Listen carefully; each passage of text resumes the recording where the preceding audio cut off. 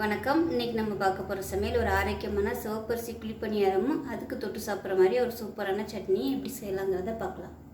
ஒரு கடாய் எடுத்துக்கலாம். இதில் வந்து தேவையான அளவுக்கு எண்ணெய் சேர்த்துக்கலாம். நான் வந்து ஒரு 2லேருந்து ஒரு 3 ஸ்பூன் எண்ணெய் விட்டுக்கிறேன். இப்போ எண்ணெய் நல்லா சூடாயிருச்சு. இப்போ 10லேருந்து ஒரு 15 சின்ன வெங்காயம் சேர்த்துக்கலாம். அதோட மீடியம் சைஸ் ஒரு பெரிய வெங்காயமும் சேர்த்துக்கலாம். அது கூடவே 5-6 பூண்டு பல் சேர்த்துக்கலாம். 2 துண்டு இஞ்சி சேர்த்துக்கலாம். இது எல்லாமே நல்லா வதங்கட்டும். இப்போ இது கூடவே 2 பச்சை மிளகாயை உடச்சிட்டு சேர்த்துக்கலாம். அதோட காரத்துக்கு தகுந்த மாதிரி இது கூடவே காரத்துக்கு தகுந்த மாதிரி ஒரு 10 வரமிளகாய் சேர்த்துக்கலாம். இப்போ வெங்காயம் நல்லா வதங்கிடுச்சு. மீடியம் சைஸாக ஒரு தக்காளி சேர்த்துக்கலாம். இதோட சின்ன துண்டு புளி சேர்த்துக்கலாம். இது கூடவே ஒரு கைப்பிடி புதினா இலை சேர்த்துக்கலாம். ஒரு கைப்பிடி கொத்தமல்லி இலை சேர்த்துக்கலாம்.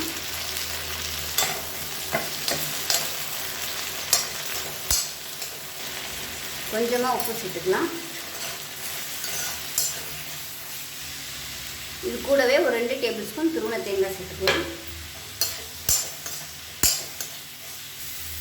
இப்போ பாருங்கள், எல்லாமே நல்லா வதங்கிடுச்சு. கமத்திட்டு ஆற விட்டு நல்லா அரைச்சிக்கலாம். கடாய் எடுத்துக்கலாம். இது வந்து கொஞ்சமாக எண்ணெய் விட்டுக்கலாம்.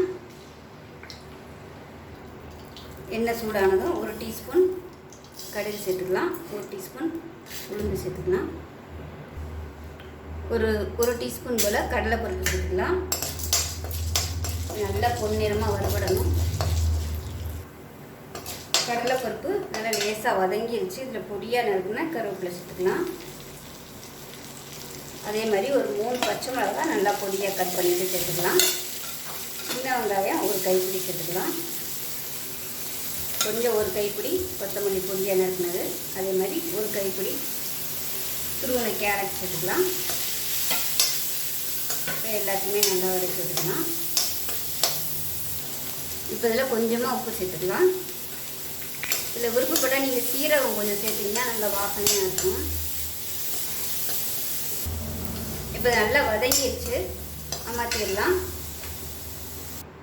இப்போ இதில் பார்த்தீங்கன்னா மாவு எடுத்து வச்சுருக்கேன். இது வந்து சிவப்பரிசி மாவு. இது என்ன அளவுன்னு பார்த்தீங்கன்னா 1 டம்ளர் சிவப்பரிசி, 1/2 டம்ளர் பச்சரிசி, 1/2 டம்ளர் புழுங்கல் அரிசி, 1/4 டம்ளர் உளுந்து வந்து கொஞ்சம் கம்மியாக போட்டாலும் பரவாயில்ல, நிறையா போட வேணாம். கொஞ்சமாக 1 டீஸ்பூன் போல் வெந்தயம். இது எல்லாத்தையுமே ஒன்றா ஊற வச்சு நைஸாக அரைக்காமல் கொஞ்சம் திரியாக இருக்க மாதிரி அரைச்சிக்கோங்க. அரைச்சிட்டு எப்பயும் போல் நம்ம இட்லி மாவு புளிக்க வைக்கிற மாதிரி 7லேருந்து 8 மணி நேரம் நல்லா புளிக்கணும். இப்போ அந்த மாதிரி தான் எடுத்து வச்சுருக்கேன். இப்போ நம்ம வதக்கின கேரட்டு வெங்காயத்துருவலை வந்து இதில் சேர்த்துக்கலாம். வதக்குனதை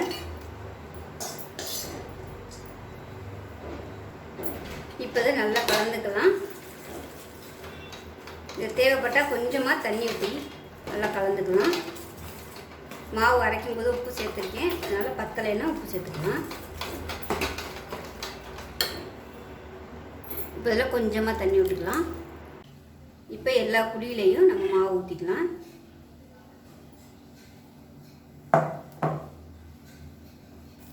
இப்போ அதை மூடி வச்சிடலாம். இப்போ அதை எல்லாத்தையும் திருப்பி விட்டுடலாம்.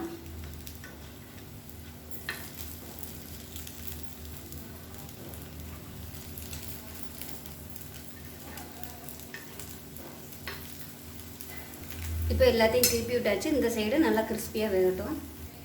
இப்போ பணியாரம் நல்லா சூப்பராக ரெடி ஆகிடுச்சு பாருங்கள். எல்லாத்தையும் எடுத்துடலாம். இப்போ பாருங்கள், சட்னியை அரைச்சி ரெடி ஆகிடுச்சு. ரொம்பவே சூப்பராக இருக்கும். இந்த கதம்ப சட்னிக்கும் இந்த பணியாரத்துக்கும் தொட்டு சாப்பிட்றதுக்கு அருமையாக இருக்கும். குழந்தைகளுக்கு வந்து ஈவினிங் ஸ்நாக்ஸாக வந்து செஞ்சு கொடுக்கலாம். ரொம்ப ஆரோக்கியமாக இருக்கும். சுகர் பேஷண்ட்டாக இருக்கிறவங்களுக்கு ஒரு ஈவினிங் ஸ்நாக்ஸாகவும் எடுத்துக்கலாம். இது வந்து பிரேக்ஃபாஸ்ட்டாகவும் எடுத்துக்கலாம், டின்னராகவும் எடுத்துக்கலாம். ரொம்பவே ஆரோக்கியமாக இருக்கும். நல்ல ஒரு இம்யூனிட்டி வந்து எதிர்ப்பு சக்தி வந்து நல்லா கிடைக்கும். ரத்தம் வந்து நல்லா ஊறும். ஹீமோகுளோபின் பிரச்சனை இருக்கிறவங்க இந்த பணியாரத்தை வந்து அடிக்கடி செஞ்சு சாப்பிட்டிங்கன்னா உங்களுக்கு ரத்த அளவு வந்து நல்லா அதிகப்படுத்தி கொடுக்கும். ஸோ இந்த ஆரோக்கியமான சிவப்பரிசி பணியாரத்தை செஞ்சு பாருங்கள். செஞ்சு பார்த்துட்டு எப்படி வந்துச்சுங்கிறத சொல்லுங்கள். வீடியோ பிடிச்சிச்சின்னா லைக் பண்ணுங்கள், கமெண்ட் பண்ணுங்கள், சேனலை சப்ஸ்கிரைப் பண்ணுங்கள், பக்கத்தில் உள்ள பெல் பட்டனையும் ப்ரெஸ் பண்ணுங்கள். நன்றி.